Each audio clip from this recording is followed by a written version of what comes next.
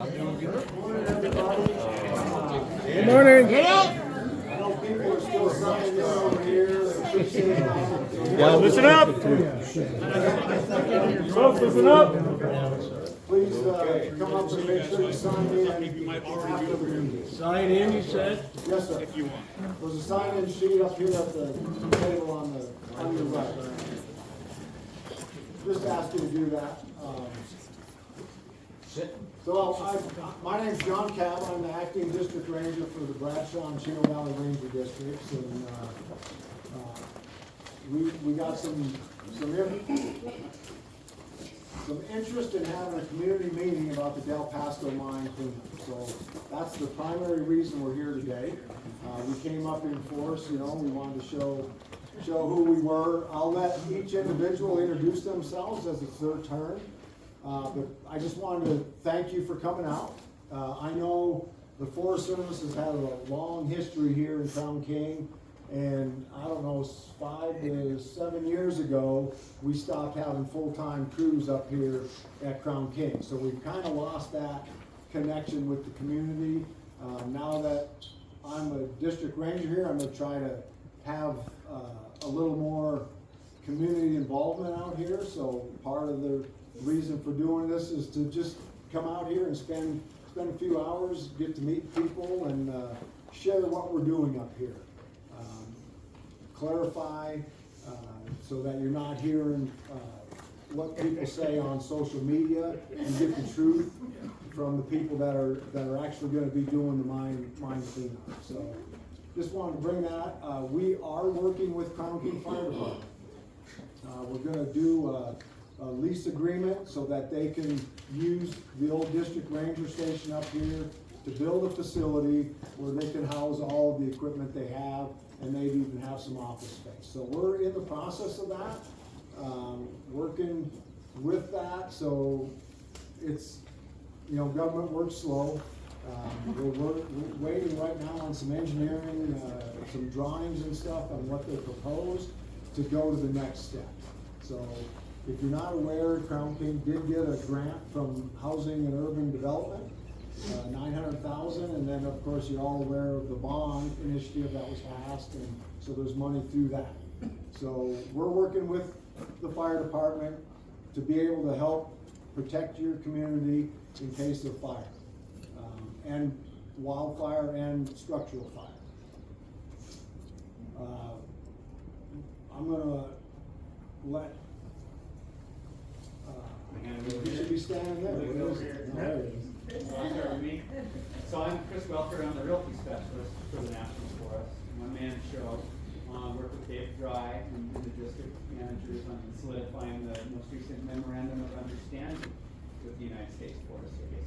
And what that segues into is that long-term lease that we hope to engage with the district on up to 100 years. We're not going to go that long. It's going to be the first one that the Prescott's undertaking. But it's a historical government properties lease. Those things up there are not unlike an old car, right? If you're not driving an old car and stuff, the seals are going to rot on it. Same thing with a compound. If you're not living in a compound caring for it, it's going to get rat infested. It's going to rot into the ground. And that is by no means the objective that we want to see for the Copper State's first ranger station ever built, a territorial era compound, which is very near and dear to my heart. And it really does tell the tale of the fabric of our agency and how we are interwoven with rural America. And I don't want to lose sight of that, neither does Ranger Colorado. So that's something that's very important to me as the realty specialist here in the forest. Good morning, I'm Maria Magaha. I'm the Regional Environmental Engineer for the Forest Service. My office is in Albuquerque, New Mexico, and I oversee and manage the environmental remediation program for the Forest Service here in Region 3, which is Arizona and New Mexico National Forest. And working for the agency for over 35 years. I'm really proud of that. And here in this position, I've been here for 22 years. And been doing these kinds of projects like the Del Pasco mine, and cleaning up our mines, old mines on the national forest that pose some potential threats to human health and the environment. And we've been very successful at cleaning up our mines and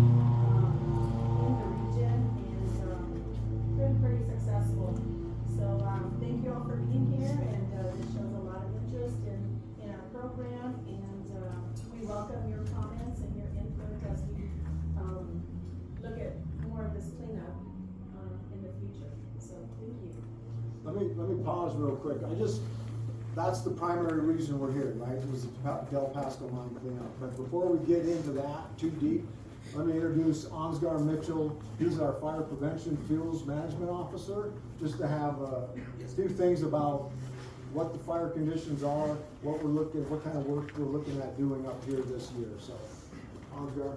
Yeah, so good morning, everyone. For those of you who know me, my name is Ansgar Mitchell, and as John mentioned, my primary job here is to, make sure that there is coverage and prevention efforts for any wildfire that could threaten the community. So, what that means is at times, I have people up here to patrol, and we work with our partners with the Yavapai County Sheriffs and also Arizona Game and Fish, who are, participate largely with you as a community. I know that you here in the community, you guys do a lot of that work as well, whether it's, when you're talking to people coming into your businesses here, you guys are doing a lot of that work, that prevention work that, we are also responsible for. So, first off, I just want to say thank you to all and every one of you, especially here at Crown King Fire Department, and with all the work that goes on for fire prevention. So, I've been here since 2017. I actually started here working on the engine out of the station up above that we're talking about. Here today we have also Joe Hite, who's our horse thief lookout. So again, a lot of you guys' protection and detection comes from Joe. So I just, have a lot of gratitude for Joe as well. On the table here, as you guys signed in, there's a couple of resources of information. So what that does is, who knows how to scan a QR code? Who doesn't know how to scan a QR code, which is fine. Okay, so would anybody be willing to kind of be a volunteer right now to perform that so that you can kind of show your neighbors or your community members how that works? Anybody want to volunteer real quick? I'll do it. All right. So the reason why I brought these up is for a couple of things. We have plans for the area that, we could have prescribed fire in here. We have the Crown King Louie that we have plans for prescribed fire. And then we have the horse thief prescribed burn area where, we may look to do that either this year in the fall or look at whenever conditions allow us to do that. So if you can scan that QR code, get to your camera, turn on your camera, you'll automatically see a QR code. And it'll pop up a little icon beneath it. It gives you an opportunity to link to an application. So QR, sorry, go ahead. It's just all rather automatic. Just point your camera at it. You'll see the frames around it. It'll illuminate a little tiny button beneath it, and you press the button beneath it to open up an application or access. So QR stands for quick response, right? It's that quick information that is readily accessible for you. What it does is it takes you to the Prescott National Forest webpage. It takes you to social media. I know not everybody does social media, but it is on there. It also takes you to the airnow.gov resource, thank you. And then also, if you haven't signed up for Alert Yavapai, if you're not signed up to receive emergency notifications, I highly recommend you do it. As mentioned, you live in a rural mountainous area that is, relatively, at some point during the summer, could be threatened by wildfire. So with that, how many people have been evacuated here? Handful of folks. How many people are new here to the Crown King area? All right. So if you're new to the area and you haven't been evacuated, I highly recommend you sign up for that service. So in the event of emergency, you are going to receive those emergency notifications. And then one other thing I did want to also talk about, a couple of years ago, we did have the Tiger Fire that was just on the east-facing part of the southern Bradshaws, right? Just below the tower a little bit. That was occurring during our annual monsoon season, where if conditions are right and things allow us to take advantage of those opportunities for land management, the forest will also look at continuing to do those projects as well. So lots going on up here. whether it being here today for the mine cleanup, prescribed fire, or wildfire response with our partners here in Crown King and many others in the Yavapai County area. So, seasonally, outlook-wise for the fire season, I mean, yesterday and the last couple of days, pretty odd weather, well, maybe odd weather, but, you know, fire season threat isn't here just yet. You know, we're looking at, you know, probably a normal season, not as far as abnormally dry or a drought year, but again, as things dry out, that's when people need to be thinking about defensible space, thinking about your emergency evacuation go bags, and thinking about these alert notification processes. So that's all I have. I will be sticking around for the end of the meeting. I will be here to help answer any questions for fire prevention or the fire management program for the Bradshaw District. So, thank you. Yeah, thanks, Ansgar. Yeah, unlike the old district ranger where the staff was 1 or 2 people, you know, we've got a full staff. Our fire community is large, they're well-trained, and, you know, very skilled, and they know what they're doing. So appreciate Ansgar coming up and sharing that with us. So we'll turn the rest of the time over to Ernesto and the rest of the folks. They can introduce themselves and explain everything you would like to know about Del Pasco mine cleanup. Sounds good. Thank you, John. Hello, everyone. My name is Ernesto Maldonado. I'm the Arizona On-Scene Coordinator, based out of Phoenix, Arizona. My background is civil and environmental engineering, and I work under Maria and with Haley. Basically, the environmental cleanups, emergency response, and, you know, day to day, I'm on the ground during these investigations and during the cleanup itself. So I'll be your day-to-day contact. And one thing I'd like to point out too, if you look at your sheets and look at the fact sheet, this is a draft engineering evaluation cost analysis. So we're still waiting on your input. We welcome it. That will influence the design, you know, how we get up there, what we do. And there's still a lot of work to be done before we can move dirt. There's still an arc survey to be done. We still have biology. We have a window to do this, and it's pretty narrow. So it's good to have this coordination done, you know, ahead of time. So if you all look under your seats, I'm just kidding. All the information is going to be split between these tables here. So we split it up with site information and information about the contaminants on this table, and information about the route access and logistics on this one.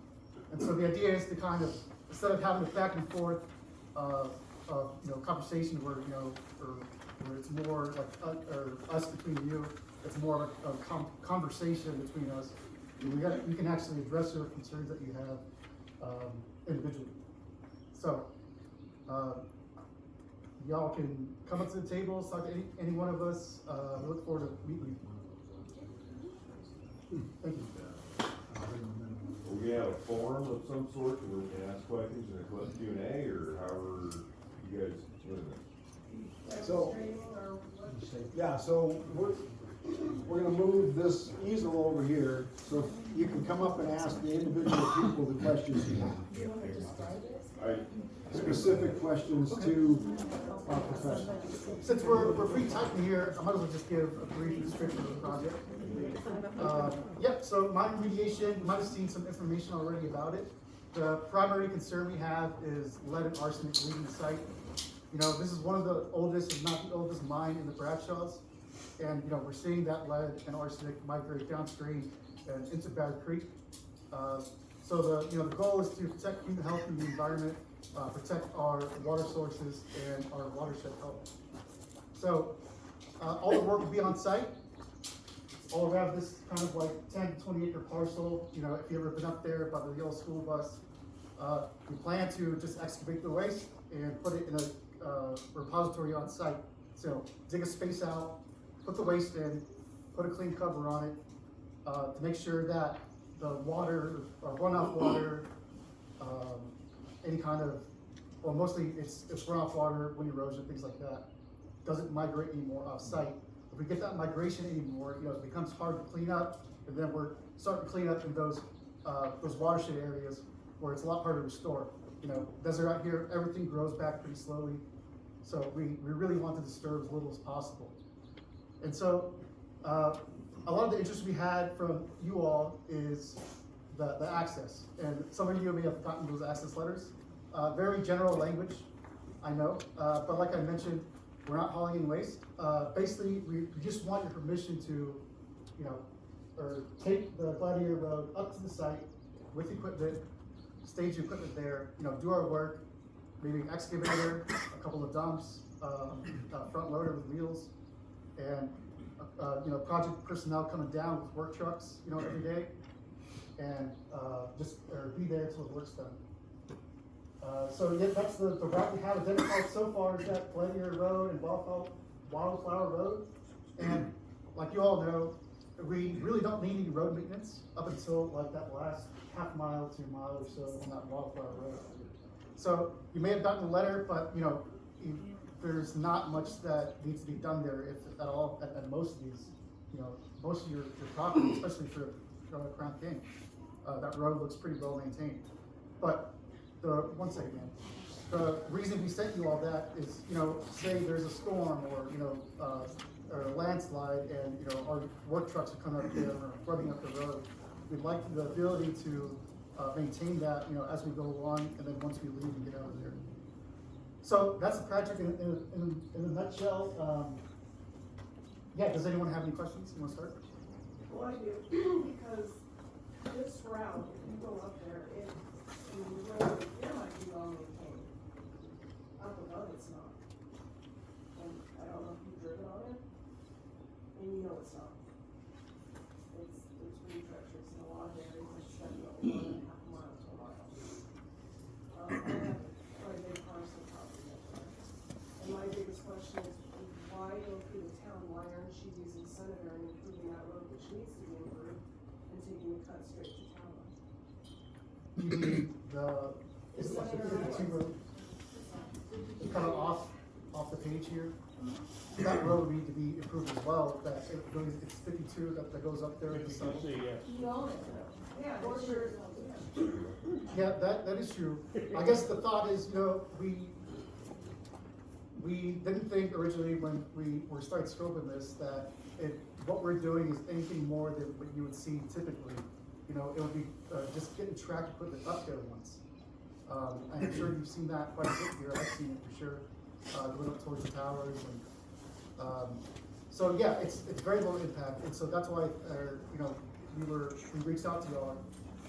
We weren't really expecting any much impact to the community. Really. It's just low, and then work trucks. There's that. Yes, you served that. So as far as the road, there's gonna be road improvements running through town. Is that what the APS roads are going in? Or no, is that something totally different? That might be different. I didn't know if that was- My fear is, Sorry. my fear is. Is there- Not related to us. I administer APS projects, and if it's going on private land, that's kind of the prerogative of the private landowner and the company. Right, but how, I'm not aware of any APS rebuilds in.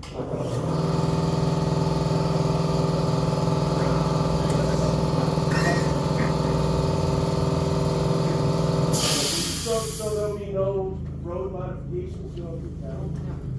No, if you think, like, if a typical work truck can go up there, we don't need to improve it. And right now it can, for like, at least like the last little bit here, it's a little bit rutted. We have a little bit, more, elevation change, but, for the most part, it's just maintenance. Let's go. So, I've got a parcel right down here on Gladiator Road, basically 23. Two main concerns that I have, one is the access, we're talking about going up Gladiator versus going to Center. My other question I will see that with regards to the actual disposal of the material. With regards to the route, my first concern is coming in with heavy equipment.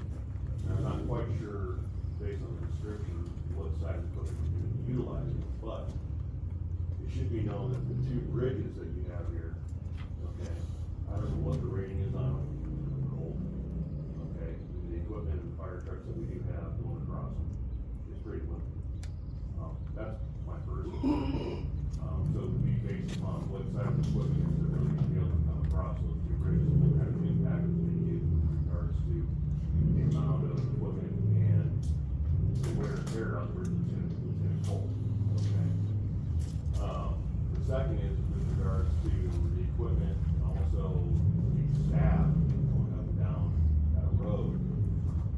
It's, you know, it's more or less a residential, if you will, area, especially where I'm at, it's pretty narrow. And to an extent congested, with homes, full-time residents and part-time. But it's very narrow. And with regards to being able to actually get access up those roads, you guys have said you've been up those roads. Okay, again, I don't know what side of the you're talking about running out there, but it's difficult, okay, at best. And especially with regards to grades that you're talking about, I know once you get up to the gladiator on there, you got significant grades going up there. You can't tell me there's not gonna be modifications getting up and down that road. I mean, it's tight. I know there's other locals here that have other input. Again, I'm just expressing my concern. And then as Shannon has expressed, you know, out there, she's up by the cloud line, she's got a pretty long stretch that's going along there. And over the years, it has been slightly widened, by the Forest Service or whoever else. But again, it's pretty loose terrain. At the same point in time, you know, there's a reason why we try to keep it as minimal as far as people going in and out of there. Because we really don't want a highway coming up and down through there. So that's where I'm at with that. The second part of it, which I have questions is with regards to the disposal or actual confinement of material that you're pulling out. You guys actually have a exact place of where you're putting this material yet, or are you guys still up in the air about that? Still up in the air. We've kind of narrowed it down to 2 locations. Kind of one on site adjacent to the waste pile, and then a potential repository area here between these 2 private sections. So, you know, that's what I mentioned, and this will answer your first question as well. Your first concern is, you know, this is a draft. We still have the design visits to use, you know, check all possible routes. We just identified these as kind of the more easier routes that would require, you know, less road maintenance than like 52C. But things like load analysis is something that will get done a little bit later during our Yeah, design. and then we're also And looking. the grades will get checked as well. Yep. Like you said, this is what we've identified as logistically the easiest route with the least amount of road maintenance. But as we get further in the design, we'll do that additional analysis. And these comments that we're getting, you know, these are things that we take into consideration. This is a draft. Your community's input is taken into consideration before the final ECA is addressed. So, I mean, things like this can get changed. Exactly. And that's what we're trying to express here, is, you know, more constructive criticism and, you know, being able to talk back and forth. You're only make more sense to me that you guys would utilize your own roads for one, and maintain your roads for 2, because they're not maintained very well.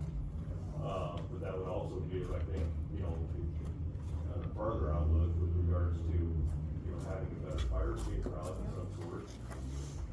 So, again, I'm not, these are just ideas, this is what we're talking about, things like that, but there's a lot of, I think, more pros than cons to going the other route.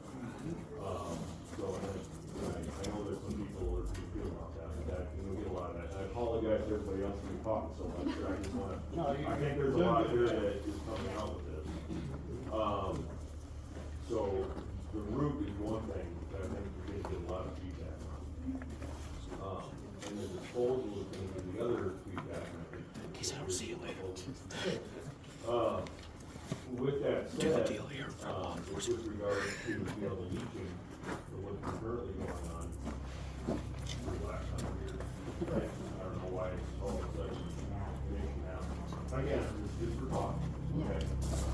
But with regards to the payment of it, or the disposal of it, my question is that if it's that big of a problem, why is it not being hauled off, or why are we sticking it back in the ground And then if that is the case, if we are putting it back in the ground, have you guys done the geological testing with regards to the aquifers and everything else that it may be affecting down the road?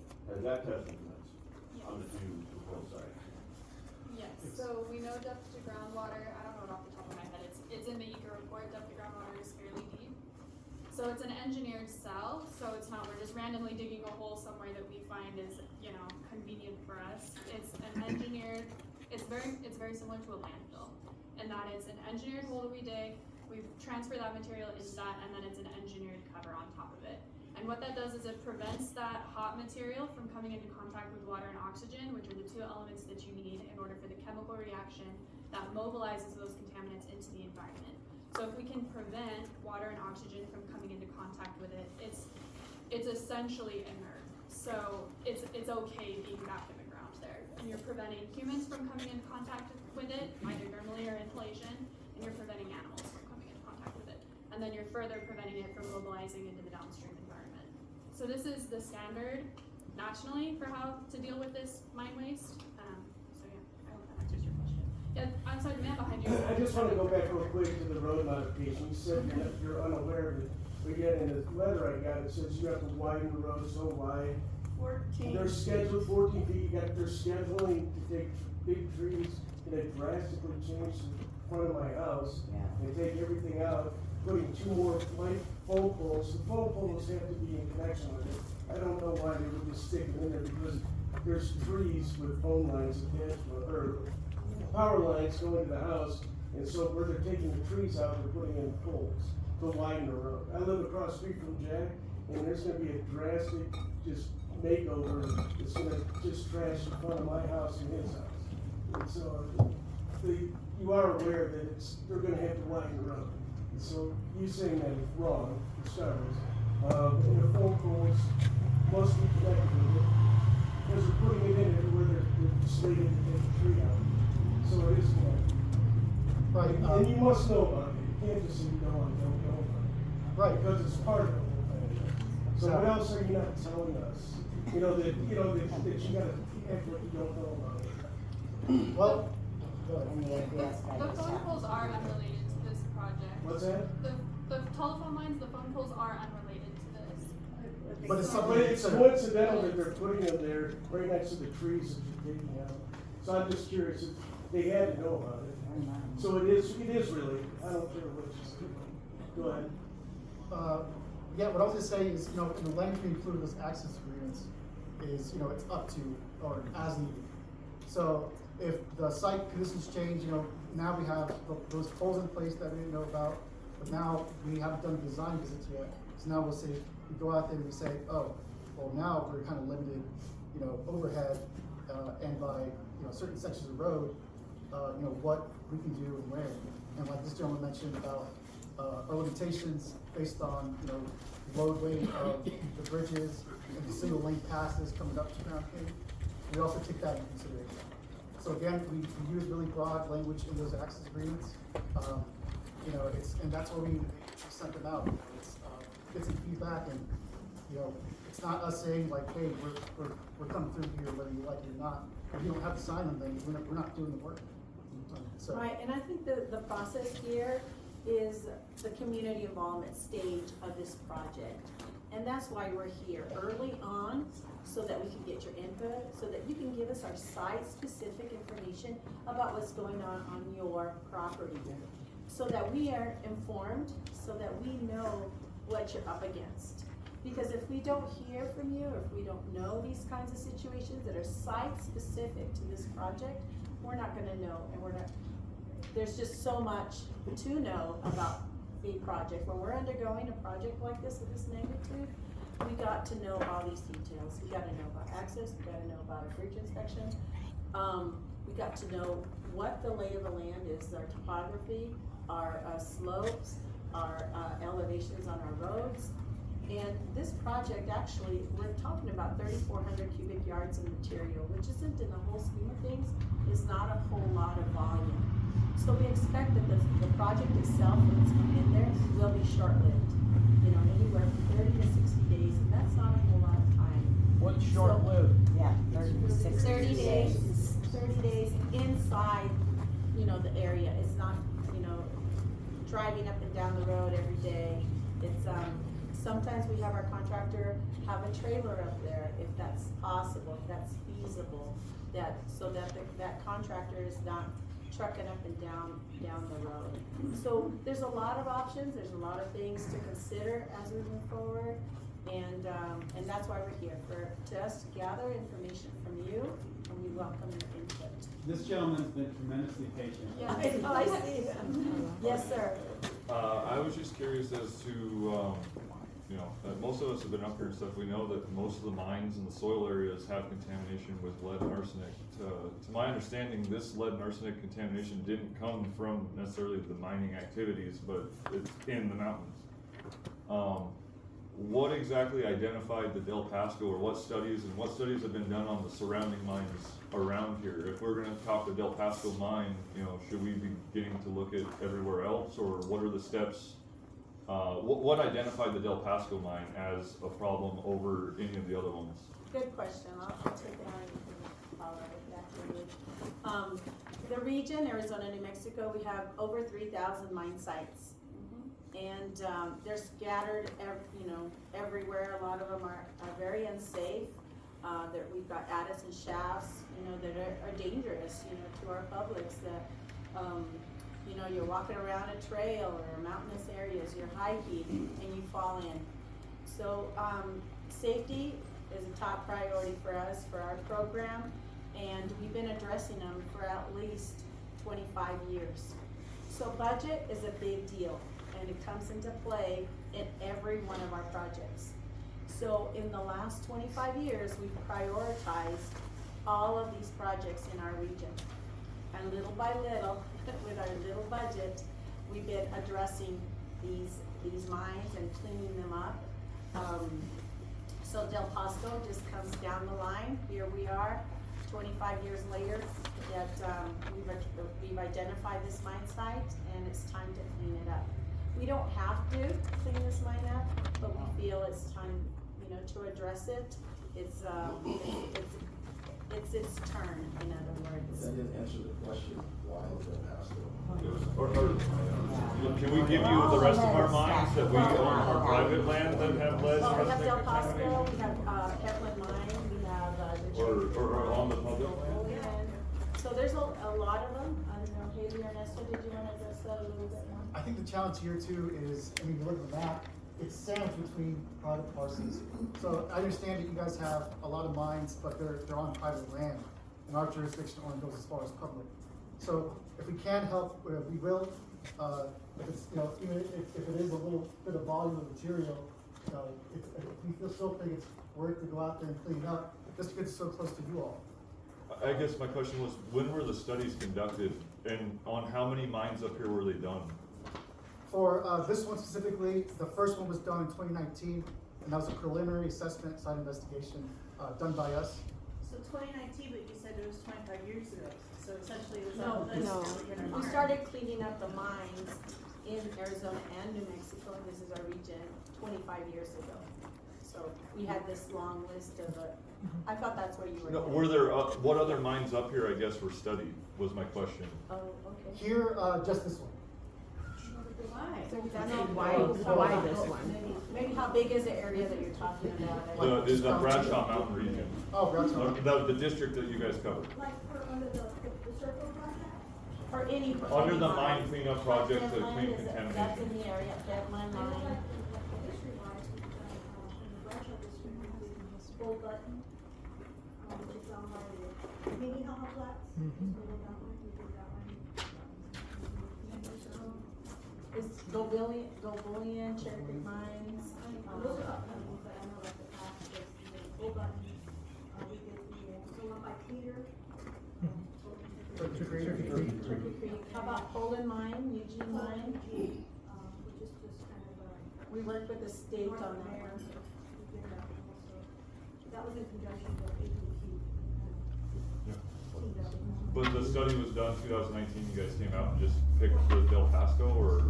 So I'm just trying to figure out why we're on that mine, because I specifically know a couple public land ones that could probably use attention before that one. That's good. Yeah, well, no, we welcome the feedback. Like, no, No, It's just strange, if you have- weird location, so I'm just here. we're a really small team. Like Maria said about the budget issues where basically it was either me and at the time my predecessor who did the legwork of saying like, okay, like, or, we have these mines in this area, or maybe we have a set of mines in the watershed. So it's kind of either or, but Del Pasco itself is a little bit by itself, in that, it's kind of surrounded by, all the private land. So it differs a little bit from, we would typically try to be more cost effective, like Cherry Creek mines up by Cherry, where we did 6 mines. Try to group those all together and, investigate those at a time and, go through that process of investigating them. Do you have other mines in this area like that you're thinking about doing? That you're gonna do studies on? It sounds like this gentleman can recommend some to us. Yeah. The question was, do you have? He's asking, has there been other mines studied in the past 10 years? Go for it, Dora. The one we just got done, we just got done investigating. We did the same kind of analysis on the Pentland mine. That's up by Mirror, just west of it. And then we've done in the Verde district, the Gold Bullion mine, which is right off Cherry Creek Road, just north of it. So we have those kind of ongoing simultaneously. But Gold Bullion won't be implemented until next year or the year after. And we hope to do Pentland this year as well. She's had it. Yes. I've got several now, because they all accumulated. I'm gonna be taking it back a little bit. I'm gonna take it back a little bit to the travel. I 100% agree with Jack's suggestion about going around. I have a little old house, I hate to make these personal issues, but it has an underground portion to that house, which goes under Gladiator Road. And over the years, they've taken that huge excavator back and forth. And as it does, the dirt is starting to fall around the huge metal plate that holds that up. So if you're talking about daily travels with big trucks and big excavators and going home and then bringing them back out, No, everything's we're not going looking up at there that. and stay until the project's done, and you're taking cars up there every day, no objection. But I have a severe objection to the dump trucks going up and down. No, they're And not I doing have- it. They're not It's gonna do the that. second one, where we'll mow equipment out one time, and then either the contractor will camp there, but if they don't, it'll just be like a work truck. It'll Right. just be like a regular, like, a Toyota Tundra, a Ford F-150, just a work truck coming up and down the road. Not the And then excavator. that heavy equipment will be demobilized at the end of the project, so it'll just be twice, like that One equipment. of the ATVs that are killing children. Okay. Now, my second question is, as far as originally when you talked about this, you talked about both Gladiator Road and Tower Mountain Road. And I see there's no mention of Tower Mountain today. Is that because of that sharp turn where you got 2 huge boulders, one on each side? What was the choice to eliminate that? We've always just used the Gladiator Road, and we do have Tower Mountain as an alternate route where we kind of have a map. So those are the kind of 2 options we were looking at originally besides. But we kind of see the same issues too, where, tight turns, fire parcels, that sort of thing. So we said, or if you lived on, Tower Mountain Road, you probably saw the road as well. Yeah. Yes, ma'am. Because there are so many undecided things with this project, do you think that sending out letters to all the homeowners, asking them to sign an agreement that you're gonna make the roads 14 feet wide is a little premature? Can you wait until you actually have some plans before you decide exactly what you wanna do where? Right, and I agree with you that, maybe it was a little premature, but I think, like I mentioned earlier, we were trying to gather information. Okay, how do you feel about that? Is this a viable option for access? If it's not, then we need to gather together and figure out a different access route, if it's available, right? It sounds like it is available, so that's why we needed information. And So if I don't sign this, you're not gonna be upset?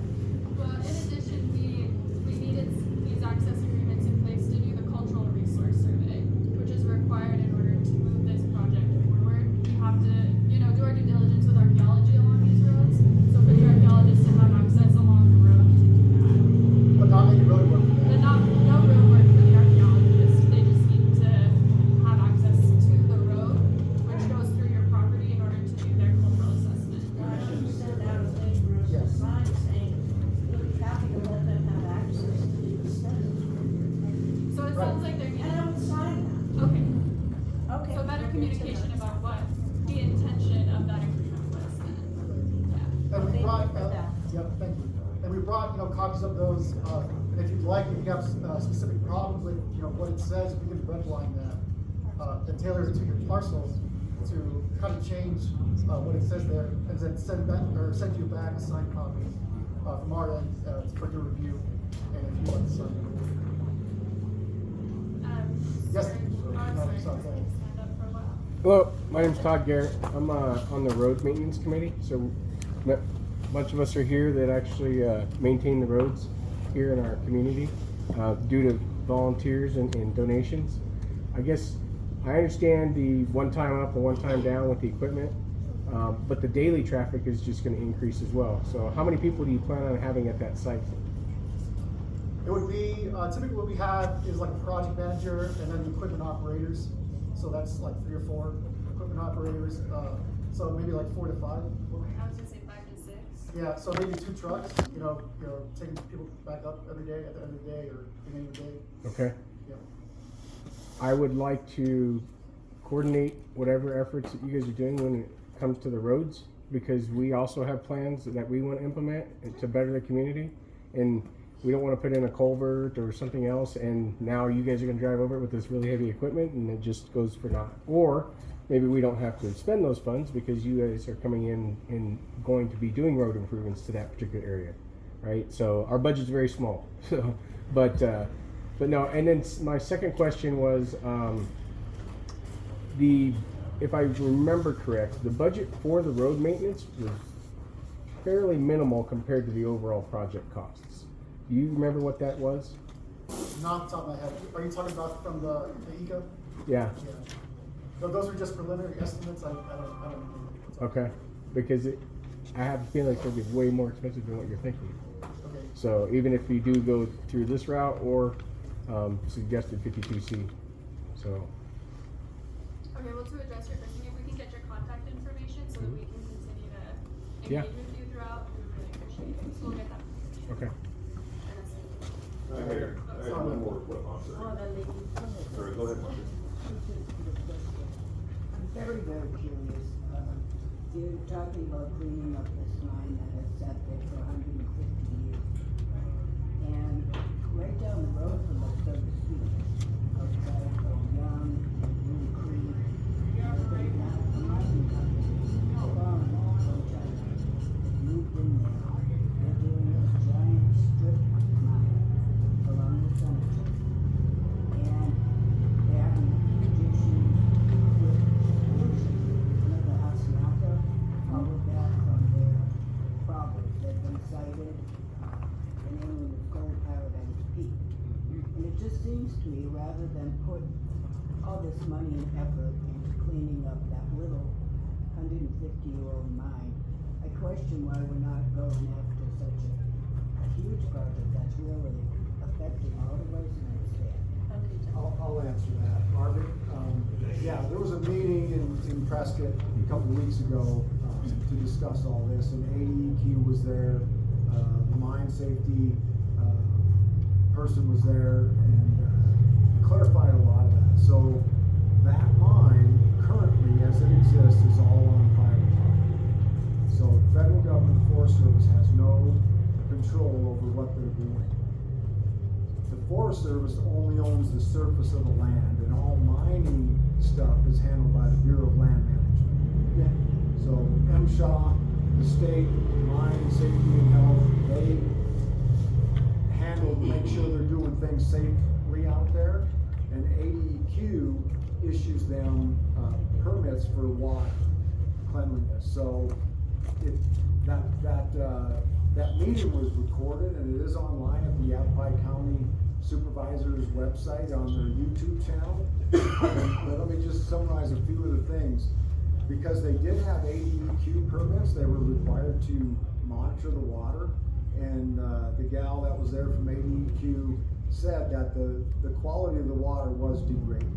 So they have been issued a pause, basically cease and desist from the state. No mining operations have occurred for several months now, and it looks like it'll be that way into the future until they can fix the issues with the water. So The other part of that is they did have on their website plans to expand that and do a huge strip mine. That process, you know, right now they have unpatented claims on Forest Service land. They'd have to go through the Bureau of Land Management to patent those claims, and then through the process of NEPA analysis, which we would do for the Forest Service, in order to make sure if they claimed and they proved that there were minerals there, locatable minerals under the 1872 Mining Act. Keep looking at my expert over there, I probably screwed myself.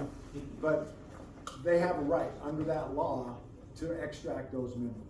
And Whether they're a Chinese or an American company, we don't control that. But so you know, we do have eyes and ears on that, and we are watching it with our BLM partners, ADEQ, and the state attorney general.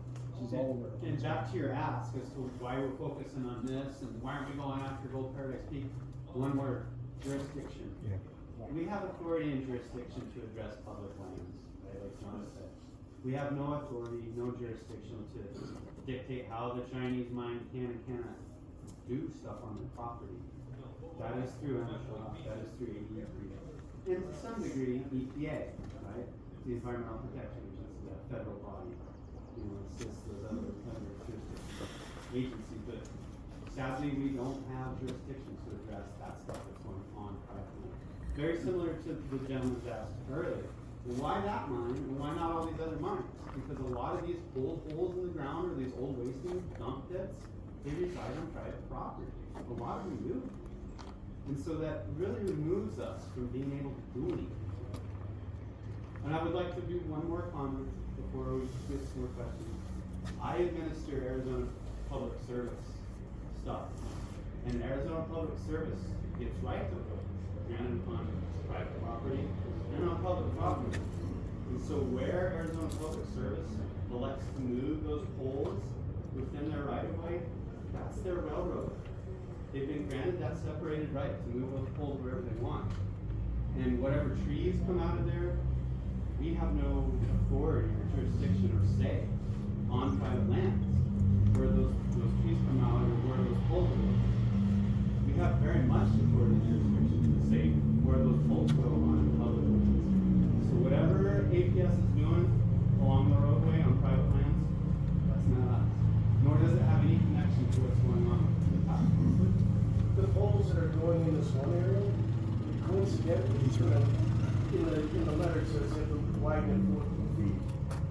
Just by coincidence, poles are, where they're going in is where the road has to be widened 14 feet. APS right of way. That's APS right of way. Okay, but if the road doesn't have to be widened, then they don't have to put poles in. I don't know what APS is engineering or what they're doing out there. That's all. I'm just saying it's coincidental that right where it has to be widened is where they're putting a pole. Not on the private land. It does sound coincidental, so let me follow up on what Chris was saying about APS. You know, you saw what happened in California, the power company got sued for wildfire.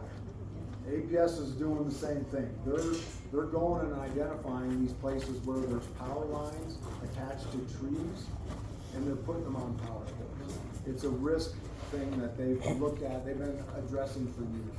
Kind of like what we're doing with the mines that are on federal lands. 3,000 in 2 states, and they prioritized that list 20-some years ago, and we're just scratching them off in the priority. So the ECA, as Ernesto says, it's the environmental evaluation and cost analysis. So if it's cheaper to go this route, we're gonna choose the cheaper way to close this mine. If there's a great pushback from the community, then we'll be forced to spend more money to go another route. But we're trying to be good stewards of the money we have to do this cleanup for health and safety of the communities that are around. I'm gonna turn it over and you can ask more questions. And segue, in my thought here, we're cleaning up your backyard is the way we look at it, you know.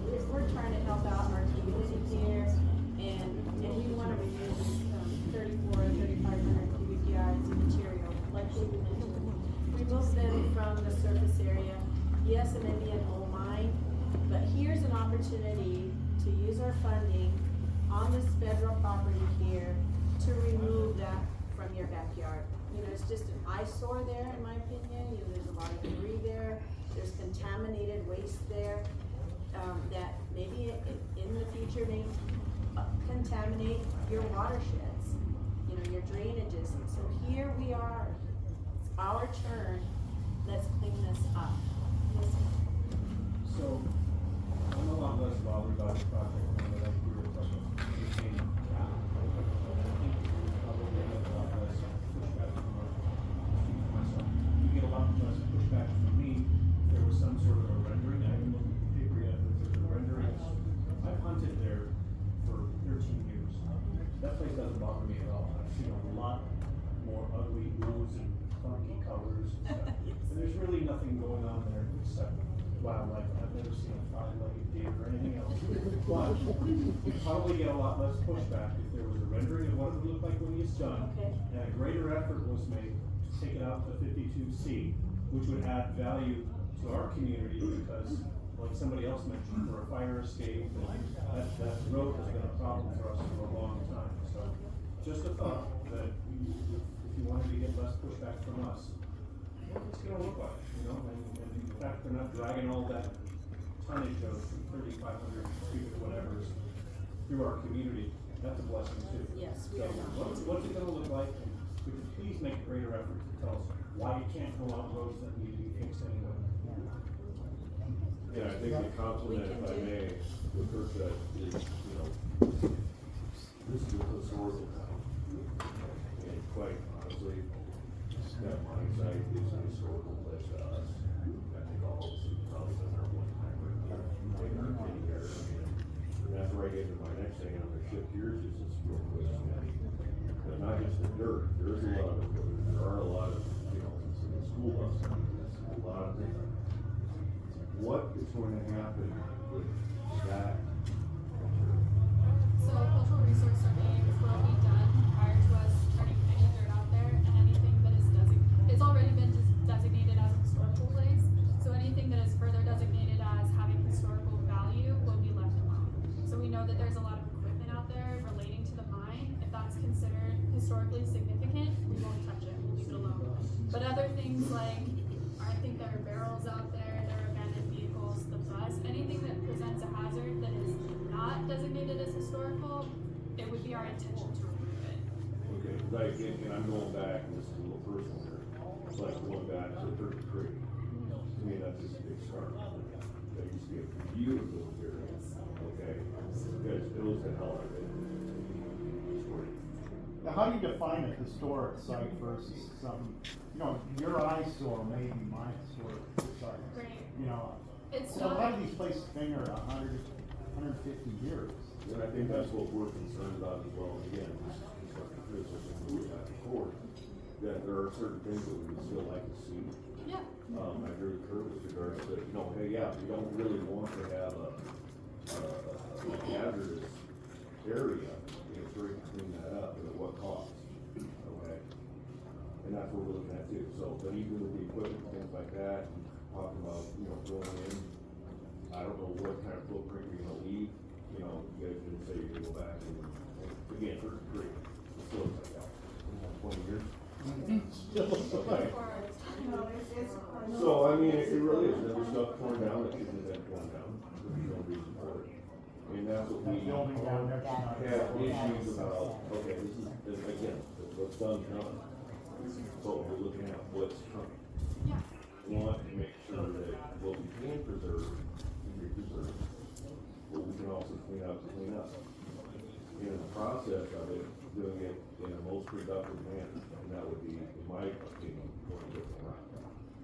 But that's what. Yeah, and I don't know how, I'm not an archaeologist, so it's on the archaeologist to determine the historical value of whatever equipment is out there, and then that goes to SHPO, the State Historic Preservation Office, for further evaluation.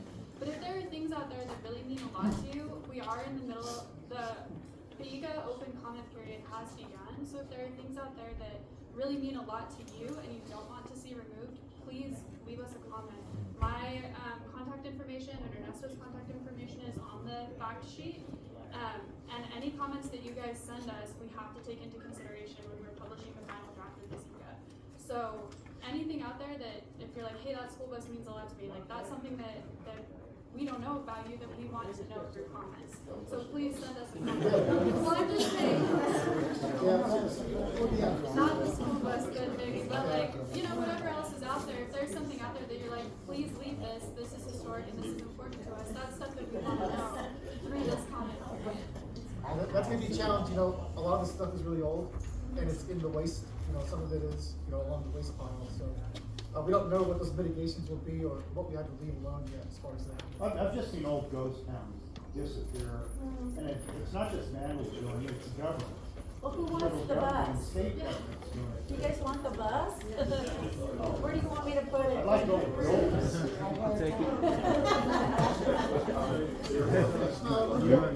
You're in a bus. Okay. It would be like a living room. Landscaping inside of it.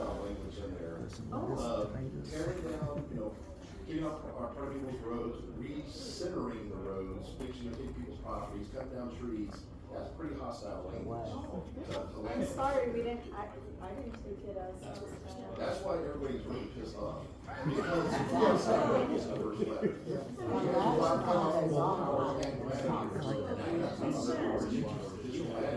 But that wasn't even actually. It sounded worse than what's happening. So, Yeah. the very first letter that went out. Yeah, and you could put that, you know, as like a kind of as needed.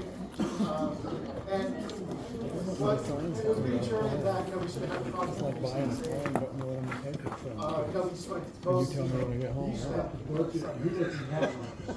Well, we'll work on the letter. And here's another thing. I I'm think just gonna because use the it's shit out general of this bridge, judgment, this bridge, you know, these bridges, and and then do another interpret cost it as analysis we to are let us know going that to the do bridge is this, okay for 10 years, versus for 5 years, we're or just cost trying to of cover our bases with, Yeah, it wasn't like. He won't have money, because he don't have a budget.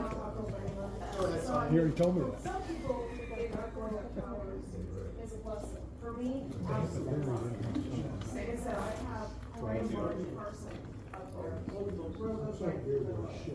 In my opinion, it's gonna take out my property. It's gonna retreat, I'm not willing to let you.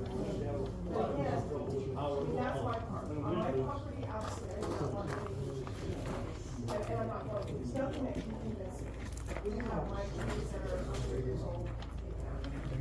However, my question, again, going back to the senator, because I know that, you know, many people have said, the senator needs, because it is a way for the town people to evacuate if these roads are not available. They're having fires there. There are grants, there are emergency monies and fires in the area for roads to be repaired, improved, to get equipment in. Why can't they work hand in hand, use the money that is for this project along with other money from when we've had the wildflowers, you know, the gladiator fire, the tiger fire, the road was really hurt last time when they bulldozed it and the water came through and washed everything out, because the soil was so loose, because they're bringing in the fire, which of course is necessary to fight the wildfire. But it should still be brought back after that equipment to the state that it was before, which it wasn't so loose, wasn't so washed away, to where people can pass it down. I know there was a fatal accident on the senator within the last 2 weeks because of the road conditions. And I feel very strongly that, you know, I know you looked at this way and saying it's gonna be cheaper, but, you know, have you guys actually like gone up that road personally and saw the condition that the road is and what would have to happen? When you brought up where the gladiator is, you can't bring a trailer like that. You'll tear out the bottom of the trailer if you try to bring your trailer like that. That road would have to be changed. Yeah, I can't do it. You can't bring a tool right truck up there. It's gonna run down and bury itself unless it's a very light, small truck. You know, I have my property up there for over 40 years. You know, so I am very vested in that, and I'm also vested in, there are enough people out there with parents and stuff, I think that it would be, you know, could possibly save lives to have a way to get out. Yeah, absolutely. And you live on Towers Mountain, where you said? I'm on Wildflower. Oh, wow. Yep, That's why I said, you know, people are happy to have Towers Mountain, but I'm not.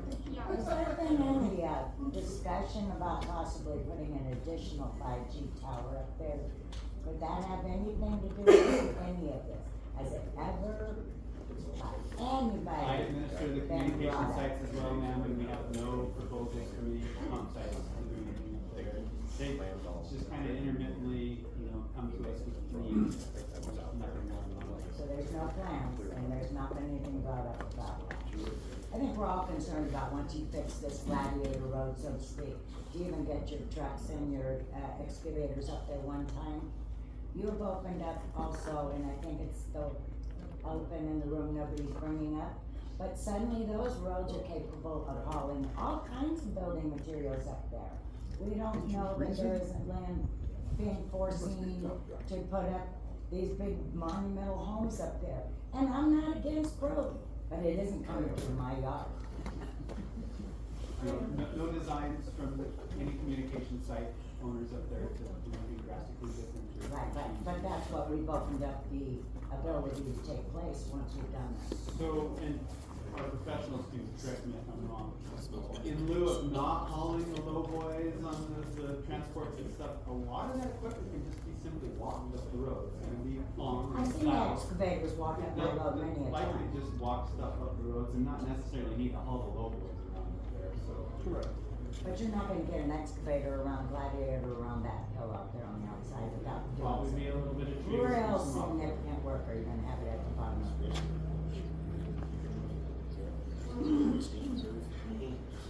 Yeah. Tony? Yeah, I have a comment. This thing up to Tony.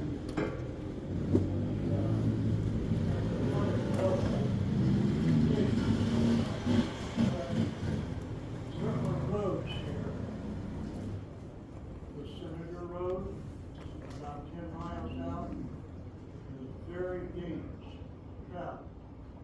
I could medium mile road, I understand it's in perfect shape, the Senator's in bad shape out here.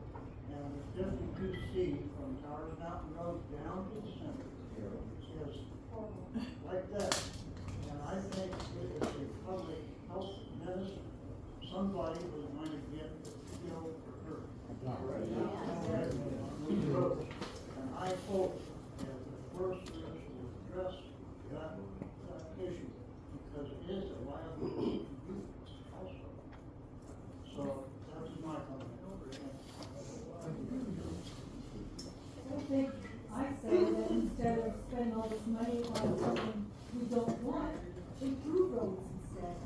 I mean, why Christina, why is this so important after it's been there for so many years? Well, let me address the Center Highway. So, we are trying to get funding to do heritage, so archaeological surveys from Crown King to Prescott on that historic highway. So it's a historic route. So the archaeologists have large concerns about us doing too much work on it. So we're getting that funded this year. Hopefully it'll be done this year. We'll be begging for, submitting requests for money to get work done on it starting in fiscal year 25. So like the road to Horse Thief, we hope to have that much work done on the whole center highway from here to Prescott. Now, Towers Mountain, so that's kind of new to me. I've driven by that before many years ago. I've never driven up it, so I don't know. Maybe I could have when I went by it back then, but so that's what I can tell you about. We are putting money. Roads are very expensive to maintain and reconstruct, so a lot of money went in on a lot of roads around the Prescott Basin in the last couple of years, simply because we couldn't get our first responders into those areas if we had a wildfire, and we needed to get them in there, so that was priority number one. We're working on this road now. And so that's why the money was spent to get into Horsley, because the fire danger up in there too. That's not the big one of church. Right, I'm just trying to share where the money we're getting is going. So, he had his hand up for you, if you don't mind. Just two quick questions. Somebody mentioned we want to get this done this year. So you're trying to have this completed in 2024. Right? Okay. Second question is, as far as the roads in town that you're proposing and outside a little bit, you can't just grade those roads because we have water lines that run underneath those roads. So we have to put material on those roads when we maintain them. So just know that there's more cost than just moving dirt. And it's not just coordinating with the road committee, it's also the people who run the water companies up there. Yeah. Philadelphia feeds downtown. Yeah, I just want to add, 52C, which is a path anymore. It's the dedicated easement to all the towers up there. But it's impassable, so they come through town, and they don't chip in nothing for the road unless they want to build something else, and okay, help us out here. But that's something we can work with them on. So they're a patchwork of loosely formulated association. They're not like my Dingus users. That's like a consortium, right? I mean, that is a body in itself. They're a dues paying member and association. The time has come for Towers folks to pony up and actually formalize. Amen. Bravo. So what I would offer on those areas where we have water lines, let's plate those areas, right? As far as like the steel plate kind of thing. I mean, that's the logical thing, and then cover it again with native material, because you're not gonna be able to keep just the plate there. It gets all. well, that's kind of not feasible either, because it's an old water line and it's always breaking, so they gotta be able to access the plate. Yeah, I actually am one of the lucky ones who live on Gladiator Mine Road, so I gotta deal with this. I always thought there was gonna be a loop there, isn't it? Hi guys, neighbors. I have the big metal building with the vintage cars in front of it, okay? I'm sure you've seen me on satellite. So anyways, I was gonna bring up the Philadelphia Water Company. It's just up the road from my place, and all the lines literally go through my property. Okay, they drop down, they shoot back across, and it feeds downtown here, okay? So when that goes out, so does the revenue, so does everything else. And from what I hear, the lines are a lot of just plastic, PVC, all that stuff. There is talk of from the Philadelphia Water Company going through and doing all that stuff, redoing all that stuff, and making it so it doesn't go bad. But I, for one, would love to be on record to say I love the 52C idea. When I first moved up here 6.5 years ago, 52C, I mean, it was semi-maintained, and you didn't even need a super high clearance vehicle. Anymore, it's like, whew, okay, hold my beer. It is an absolute test of a vehicle's ability to get up and down. Now, there's huge boulders that have reared their ugly heads with the erosion of rain and all that stuff. You know, if you got a big, a decent sized cat up there, just push them away, just like what they did Towers Mountain, or getting out to the lookout and all that stuff. Yeah, but I would be definitely better with that idea instead of all you guys, all the equipment. I know it's go up, and I realized right from the get-go it wasn't up and down every day with heavy equipment. But still, there is stuff, these guys' house, there's a real tight little S-turn, yours included. All of a sudden, that's gonna have to get straightened out. it doesn't, because they're not gonna take anything bigger up there that hasn't been up and down already. Well, now that they're saying not putting it on the trailer and getting it up there, just literally driving the stuff up there. But if you're gonna drive a big old track hoe up there or something like that, now we're talking about the water piping problem. Because I've been told that literally, this stuff is inches below the surface. Yeah, so I just want to voice concern, the 52C is a great idea for me because I live there. So the deterioration of roadways, we feel it. Right. I drive. Sure. I know what's going on, we hear about it. And unfortunately, our engineering shop, our road crew used to be 7 people, we got 1 man. Right. He can't even like haul his transport out, right? Is he gonna do sit out there and wait for somebody to come out and pick him up? Yeah. So we're direly understaffed when it comes to our engineering road crew. And we've had some turnover as well as far as our forest engineer. We've been through 2 in the last 4 years. So Kendra Bull, who folks may have worked with in the past, she was really tight with Ron Lips. She'd cut Ron the permit, Ron would go do his stuff, you know, which it helped, right? Yeah. It was to where you could at least get down the road. Unfortunately now, we don't have that interaction with members of the community. It helps kind of self-police, self-care for that road.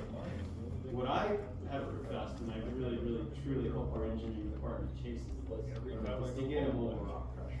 And that's not gonna cure the big old boulders that have showed up all the time. But that does help produce material as we're going, right? We can use that crush aggregate, fill in those areas, and the more often we're up here paying attention to those roads, they're not gonna turn into water courses and go on. So that's long term, it's not gonna be overnight, like Ranger Cabot said, the wheels of the government turn slowly, but they are turning, and we are listening. Okay, alright, I just, I wanted to, I had my hand up, but he expressed the water pipe situation, so. And actually, Joe and Jerry were here earlier, and They were gonna talk about it, but they disappeared, so. Well, and we've learned a lot. You probably haven't seen anybody taking notes. I've been typing little notes in my device here. It's not just a phone. But and we've heard several the road issue over and over again. I'd just like to ask if there's any new issues that haven't been raised yet that we need to bring forward so we can add that to the list. If not, I do have one more question. Sure. If you do use those bridges over there and you're gonna do a load analysis in the beginning, after you've used those bridges, is there gonna be another analysis or any inspection on those bridges after you've loaded them? After you put the wear and tear on them? So we don't own those bridges, those are county-owned bridges, as you likely already know. And so we would like to partner with the county in doing so, a pre and post analysis. And then at the end, after you've done those bridges, that you've used those bridges, It would be up to the county to maintain them as they see fit, if they're owned by the county. Right, and, there's a list of bridges, I don't remember the resource right away, but, it's listed by where these bridges are and, who maintains them and what the posted load limit is. So a lot of these, especially on Bloody Basin Road, have it posted as all legal limits allowed. So, if it follows the DOT guidelines of legal loads, if it's on a trailer or whatever else, not, then typically that means that it has a safety factor built into it. That if you are carrying the legal load, then it will be all right before we have to do it. because those bridges are the lifetime of this community. Right. Those bridges matter to a lot of people. Well, shit goes down, gonna blow the bridges. Well, they're just old. and so loaded the other in a thing I could say, somebody mentioned big boulders. I'm just making sure I spelled bridges right. I just had a real quick comment. Just for next time, I think a microphone and some speakers would be very beneficial because of where we are. Some are softer spoken than others. Some of us are, maybe hard of hearing. So I would just strongly suggest that. I think that would be very, very helpful. I would even offer our compound. Okay, sure. On a weekend, if you wanted to do it again on Saturday, it might be a good I idea. think to accommodate the public, the community members here, it's only fair to do it on a Do it weekend. on Saturday. There's a lot of people here that have probably never been in it. We'd love to give you Be folks some curious to extra see where the fire department's moving to and. Maybe we should. Maybe we'll schedule something this summer. Yeah, do that. I'll bring beer up. I'm going for the track player. You're on. So when we were doing some work on Center Highway, there was a huge boulder in the road that made it very narrow. and we were unable to get tree hauling semis in and out of it. So we partnered with the county, and they brought a blaster in and helped us blast it out. So there's ways to get around some of this cost. We can partner with other organizations. I know we're on a kind of fast track timeline on this, so we'll take this information back. Thank you everyone that came out and raised a lot of valid issues with us. Give us time to think about that, and we'll do some follow-up. I just want to further emphasize that the comment period is open and that we look at every comment that gets sent to us, so please, if there's anything else that didn't get brought up today that you think of later, or you just have some more finishing thoughts, please send us an email to our contacts, and keep track of them and we address them. And please also sign up if you're prepared to get on the mailing list. Yeah, we have a mailing list, so if you want to be added to the mailing list, you'll receive project information that we send out. Yeah, go ahead and give us your address. When does the comment period end? It's 60 days. I can look it up for you, but I think it's July. End of June, maybe. I don't know if anybody said it, we thank you guys for coming. Thank you guys for coming up.